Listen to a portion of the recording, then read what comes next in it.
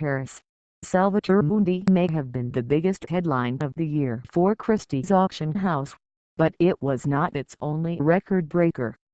On Tuesday, the auction house's final handbag and accessories sale was another game-changer. With sales totaling €2.37 million, about $2.7 million, the Paris auction exceeded expectations and topped last week's event in New York $1.58 million. Though it trailed November's $5.24 million take in Hong Kong $40.909 million HK, it set a precedent of its own. As Matthew Rupier, Christie's senior director, luxury handbags and accessories, observed pre-auction, in each sale there are pieces that are theoretically the most valuable or theoretically the most popular. And then there's what happens in real time.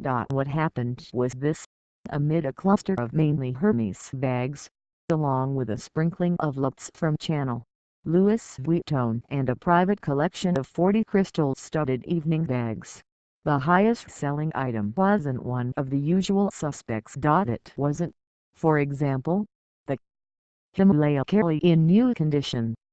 It wasn't the pristine black crocodile Birkin with diamond-encrusted hardware, despite the fact that Hermes Birkin Himalaya with diamond-paved hardware recently went for $383,522 at Christie's in Hong Kong, setting the world record as the most expensive handbag ever sold at auction.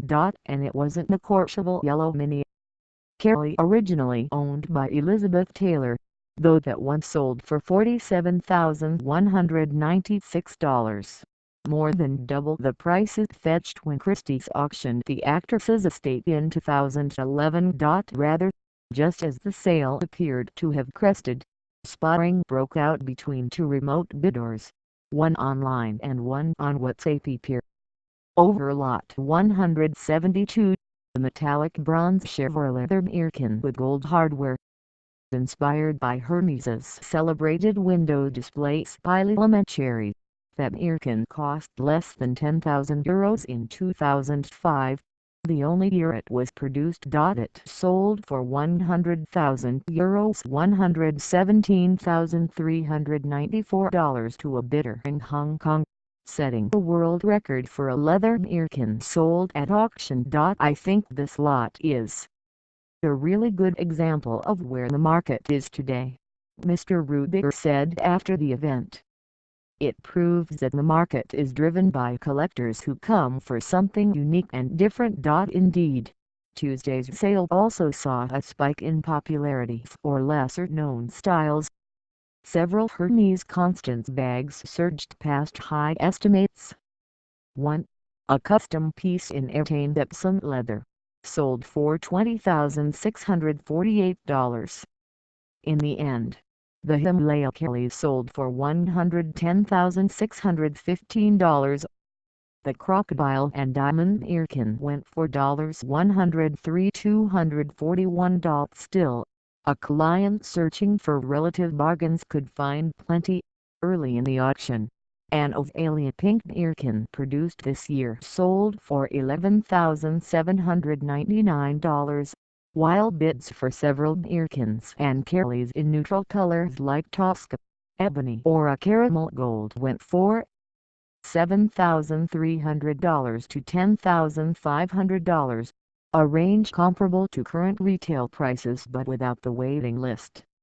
The Matryoshka evening bag from the 2012 Chanel-made Yes Dar Paris Bombay collection, the style produced in such small quantities that it has become a collector's favorite, fetched $22,123, over triple the original price. In another first, Mr. Rubiger and his team took a risk on a collection of 40 crystal handbags, consigned by a single European client, who preferred to remain anonymous. Most pieces were pre-1999 figurative styles by Judith Leiber, along with a few by Catherine Baumann, a designer with no significant track record at auction. A Baumann Coke bottle and Diet Coke can were the top sellers at $4,130 each. bids for leader models, such as a koi fish, a sleeping cat or a violin, all top $3,000. Other models, like the silver and black swan style Mr. Big offered carry in Sex and the City, sold for an average of about $1,200. Handbags have fast become a core category for Christies, Mr. Rubiger said, attracting approximately 30% new buyers, including more women and young bidders than those drawn by other categories. Jewelry included.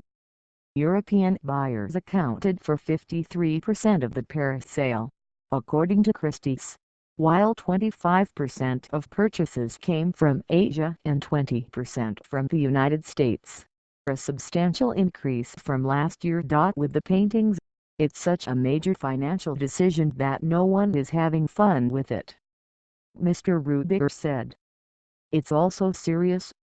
But for bags, we want sellers to be excited that their stuff is in the sale, and for buyers to be excited to own something. If there's not that emotion, then it just doesn't work. For future sales, the handbag department will be focusing even more on top collector pieces, Mr. Rubiger said. We've been shifting toward highly special, important pieces for a year and a half, and it's working well, he said. Every season we're breaking new ground. As for the record-setting Birkin, Mr. Rubiger said by Wednesday morning he had already fielded several queries from clients who own similar bags. The market has already shifted, he said. Now, people are asking for much higher numbers,